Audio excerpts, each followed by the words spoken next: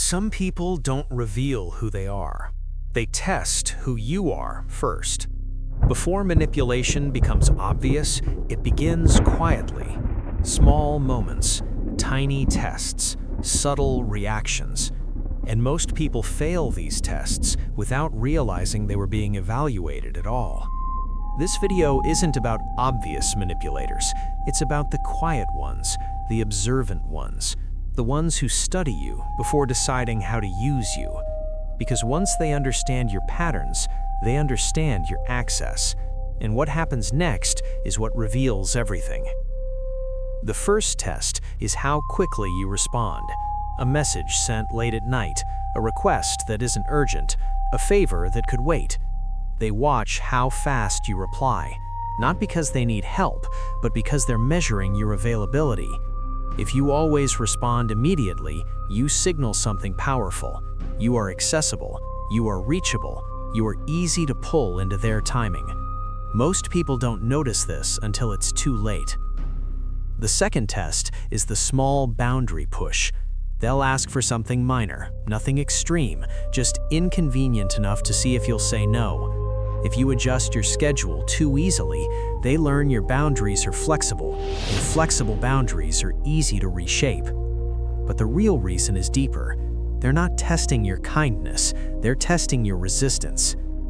The third test is emotional oversharing, too early. They reveal something personal, maybe a past betrayal, maybe a struggle. It feels like trust, it feels like connection, but it's often calibration. They watch how you react. Do you comfort them immediately? Do you take responsibility for their emotions? Do you become the emotional caretaker? Because if you do, they've just found your role. There's another sign most people miss. They create small moments of guilt. Nothing dramatic, just enough to see how easily you feel responsible. If you apologize quickly, even when you've done nothing wrong, they learn something important. You can be guided through guilt, and guilt is one of the easiest emotional levers to pull. The fourth test is inconsistency. Warm one day, distant the next. They watch how you react to the shift. Do you chase the warmth? Do you try to fix the distance? Do you overanalyze their mood?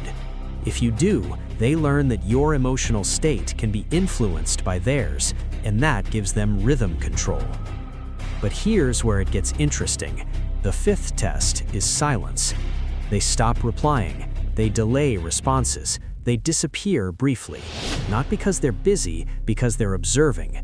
Do you double text? Do you worry? Do you try to regain attention?